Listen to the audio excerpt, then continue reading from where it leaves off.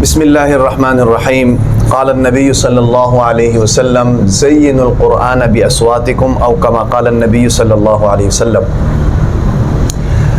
حضور نبی اکرم صلی اللہ علیہ وسلم نے فرمایا کہ قرآن مجید کو اپنی آواز کے ذریعے خوبصورت بناؤ۔ ٹھیک ہے نا جی، قرآن مجید کو اپنی آواز کے ذریعے خوبصورت بناؤ۔ آج کی جو ہماری یہ نشست ہے، ہماری یہ نشست قرآن مجید کی تلاوت کے حوالے سے ہے۔ قرآن مجید کی تلاوت کے حوالے سے، جسے مشق کہتے ہیں عام ہمارے مدرسے کی زبان میں جسے مشق کہتے ہیں، اور خاص کر ترتیل، حدر نہیں ترتیل۔ یہ جو آپ لوگ محفل میں جا کر یا کسی پروگرام میں جا کر تلاوت کرتے ہیں نا جی، اس کو ترتیل کہتے ہیں۔ کیا کہتے ہیں؟ ترتیل کہتے ہیں۔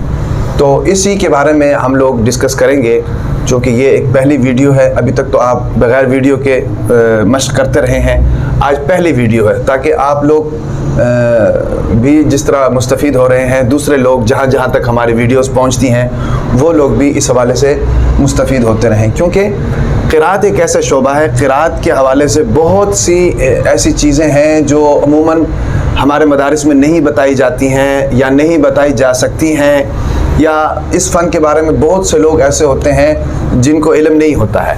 ٹھیک ہے نا جی، مشق تو ہر مدرسے میں کرائی جاتی ہے، تجوید کے مدرسے میں بھی مشق کروائی جاتی ہے، عبید اللہ نہیں ہے، تجوید کے مدرسے میں بھی مشق کروائی جاتی ہے، لیکن مشق میں بہت سی ایسی چیزیں ہوتی ہیں جو طلبہ کرام کو پتہ نہیں چلتی ہیں یا نہیں سکھائی جا سکتی ہیں۔ ٹھیک ہے نا جی، مثلا مقامات کے حوالے سے وہ نہیں بتاتے ہیں۔ ٹھیک ہے نا جی، ہمارے بہت سے مدارس میں اگر مقامات کے حوالے سے بتاتے ہیں تو طلبہ کرام کو پریکٹیکلی وہ ان سے کرواتے نہیں ہیں کہ بھئی اس مقام کو اس طریقے سے پڑھنا ہے، اس مقام کی ابتدا ایسے ہو رہی ہے، اس کا اختتام یہ ہو رہا ہے، اور جناب قرار یہ ہے، جواب یہ ہے، جواب الجواب یہ ہے۔ ان چیزوں کے بارے میں ہمارے مدارس میں نہیں بتاتے ہیں۔ تو میں یہ چاہتا ہوں کہ آپ کی یہ تشنگی جو ہے نا جی، یہ ختم ہو جائے۔ اس حوالے سے جتنا اللہ تعالیٰ نے مجھے علم دیا ہے اس فن میں، جتنا میں جانتا ہوں اس فن کے اندر ان باریکیوں کو، میں سمجھتا ہوں کہ مجھ تک یہ بات آپ تک پہنچے۔ سمجھ آ رہی کہ نہیں، کہ کتمان علم کا ہم لوگ جو ہے نا جی شکار نہ ہو جائیں، مجھ تک آپ، میرے پاس جو علم ہے وہ میں آپ تک پہنچا سکوں۔ ٹھیک ہے، حالانکہ آپ دیکھیں یہ حفظ کا مدرسہ ہے، یہ حفظ کا مدرسہ ہے، کوئی تجوید کا مدرسہ نہیں ہے۔ تو حفظ کے مدرسے میں آپ کو حدر بھی پڑھایا جاتا ہے اور آپ کو ترتیل بھی پڑھایا جاتا ہے، اور ترتیل میں آپ کو سکھایا جاتا ہے کہ یہ مقام یہ والا ہے، اس کو اس طرح کرنا ہے، اور تلاوت آپ نے اس طرح کرنی ہے۔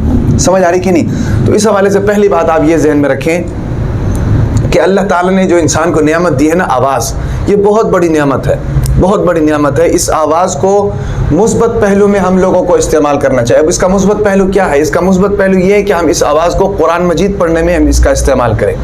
سمجھ آ رہی کہ نہیں؟ بجائے دیکھو اللہ تعالیٰ نے آواز دی ہے، بہت سے لوگ اس کو گانے میں استعمال کرتے ہیں، ہے کہ نہیں؟ بہت سے لوگ اس کو غلط کاموں میں استعمال کرتے ہیں۔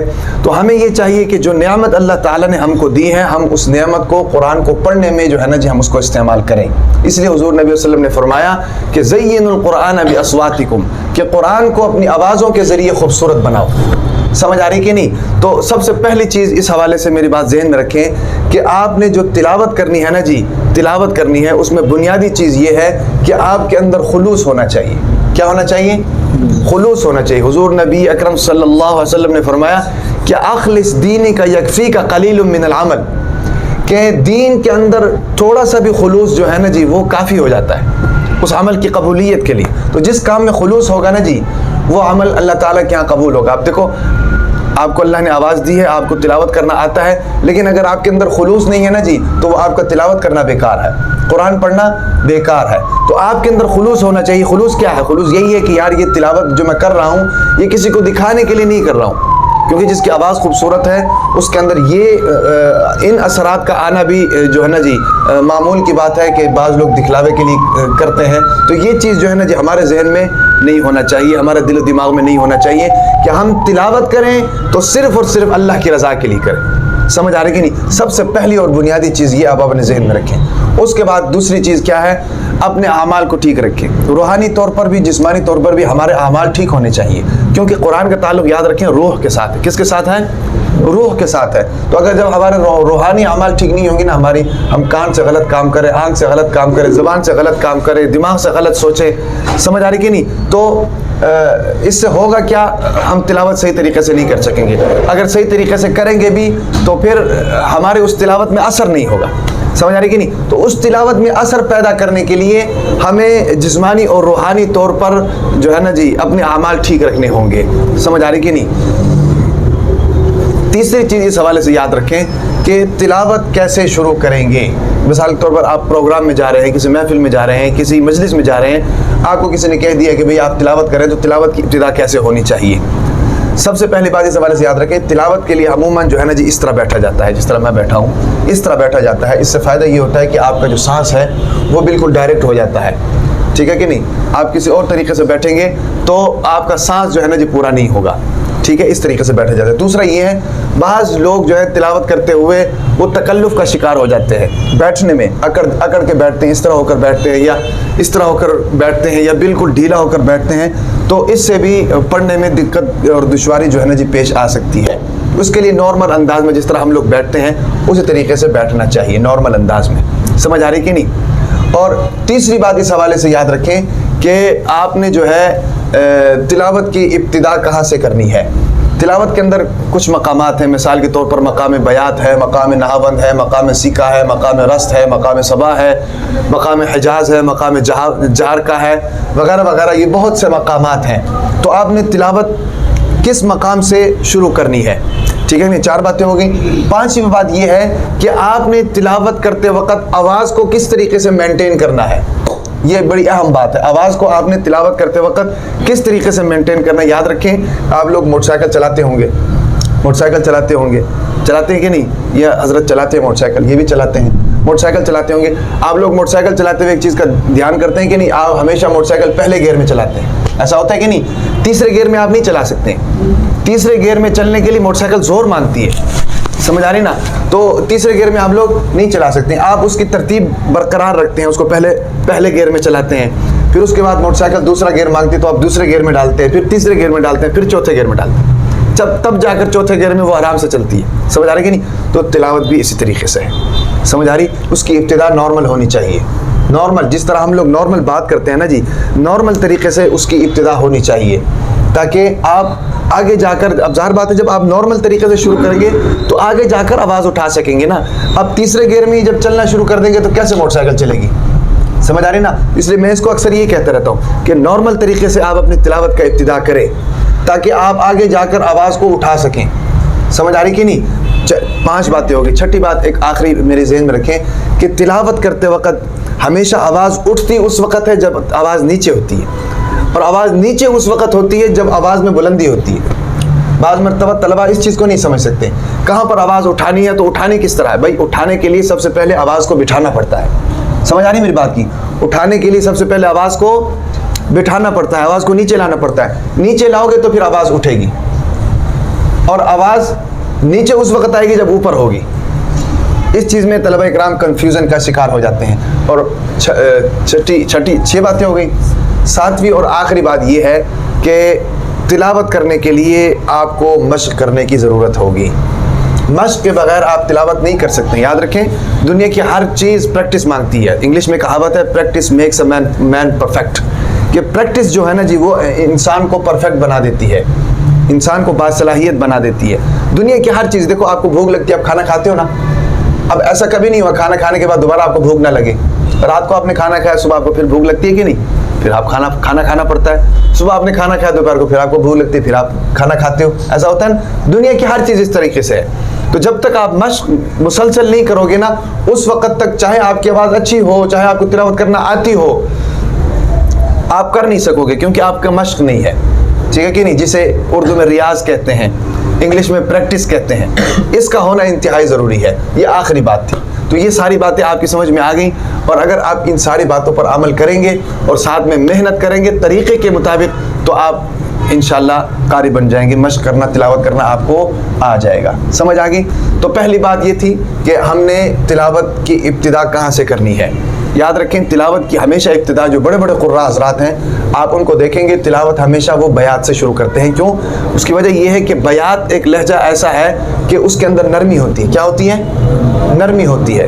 उस लहजे के अंदर नरमी होती है, तो उस नरमी की वजह से आवाज़ जो है ना, जो पिक करना, गले को, उस आवाज़ को पिक करना आसान हो जाता है, आगे जाकर आवाज़ को उठाना उसके लिए आसान हो जाता है। समझ आ रही मेरी बात की? तो हम सबसे पहले तिलावत की इब्तिदा करेंगे। ये हमारी पहली वीडियो है और सामईन से मैं ये कहना चाहता हूँ कि इन वीडियोस को देखने के लिए हमारा यूट्यूब चैनल, हमारा फेसबुक पेज, हमारा टिकटॉक अकाउंट, हमारा इंस्टाग्राम पेज इसी नाम के साथ है, मौलाना उबैद ऑफिशियल।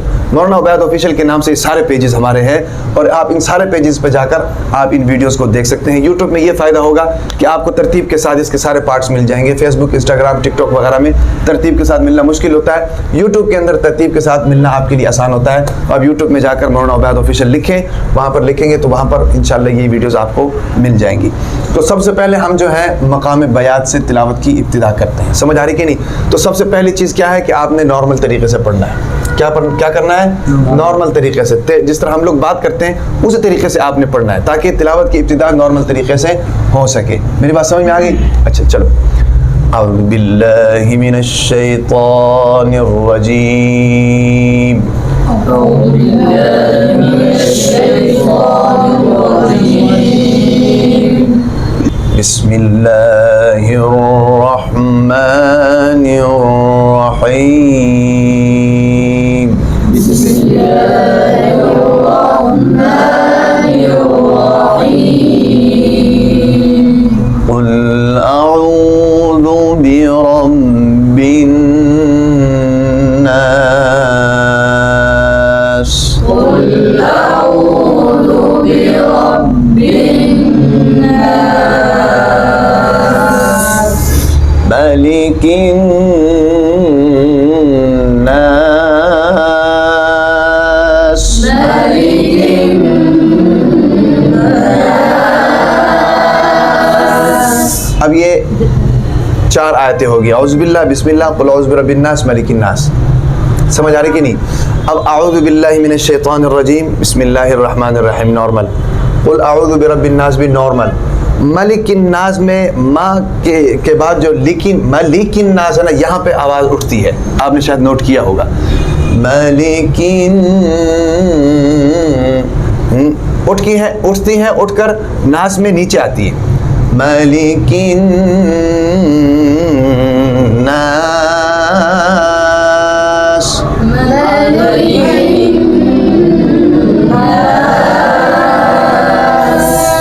समझ आ गई मेरी बात की? यहाँ तक आपका सबक है। कल मैं आपका यहाँ तक सबक सुनूंगा और हर उस तालिब इल्म की वीडियो बनेगी जो सबक जिसका सही होगा। सीधी सी बात है, हर उस तालिब इल्म की वीडियो बनेगी जिसका सबक सही होगा, और सबक सही करने के लिए मेहनत आपके लिए ज़रूरी है। ठीक है? आपका गला ठीक होना चाहिए, आपके तलफ़ुज़ मखारिज, सूफी साहब आपके तलफ़ुज़ ठीक होने चाहिए। मैं आपको बार बार कह रहा हूँ, तलफ़ुज़ देखो, बाज़ दफ़ा तलबा ऐसे करते हैं कि लहजा बनाने के लिए तलफ़ुज़ बिगाड़ देते हैं, लहजा बनाने के लिए तलफ़ुज़ बिगाड़ देते हैं। तो ये उन तलबा की कमज़ोरी है या उन क़ुर्रा की कमज़ोरी है। भाई क़ारी कभी भी लहजा बनाने के लिए तलफ़ुज़ नहीं बिगाड़ता, बल्कि तलफ़ुज़ भी मजबूत होते हैं और लहजा भी मजबूत होता है, वो असल में क़ारी है। समझ आ रही कि नहीं मेरी बात की? तो अपने लहजात को बनाने के लिए तलफ़ुज़ को नहीं बिगाड़ना है। समझ आ रही? तो ये 4 आयतें हैं, मैं दोबारा पढ़ देता हूँ, आप लोग सुनो, ठीक है? ताकि कल आप लोग इसकी तैयारी कर सको। ठीक है? मैं पढ़ता हूँ, आप सुनो। अऊज़ु बिल्लाहि मिनश शैतानिर रजीम। बिस्मिल्लाहिर रहमानिर रहीम। कुल अऊज़ु बिरब्बिन नास, मलिकिन नास। समझ आ गई? ये 4 आयतें कल आपने तैयारी करके लानी है। ये मकाम बयात है। क्या है? मकाम बयात है, और ये हमारी पहली वीडियो है, पहली वीडियो। मैं इसके टाइटल में पार्ट 1 भी लिख दूंगा। पहली वीडियो, जिस तालिब इल्म को देखना हो यूट्यूब में जाकर, वो उसका मैं एक प्लेलिस्ट बना लूँगा, उसके अंदर ये सारी वीडियोस ہوں گی، وہاں پر جا کر ساری ویڈیوز پارٹ کے حساب سے، پارٹ 1 پارٹ 2 پارٹ 3 کے حساب سے ان کو دیکھ سکتا ہے۔ سمجھ آ رہی کہ نہیں؟ تو یہ آپ کی مشق کی پہلی کلاس ہے اور یہ پہلا سبق میں نے آپ کو دیا ہے۔ کل یہ سبق آپ کا کلیئر ہونا چاہیے۔ میری بات سمجھ میں آ گئی ہے؟ محنت کرو، اللہ تعالیٰ سے دعائیں کرو، اور جو باتیں میں نے آپ کو بتائی ہیں ان باتوں پر اگر آپ عمل کریں گے تو انشاءاللہ اللہ تعالیٰ آپ کو توفیق دیں گے، آپ قرآن مجید کو خوبصورت انداز اور آواز میں پڑھ سکیں گے۔ اللہ تبارک و تعالیٰ عمل کی توفیق عطا فرمائے۔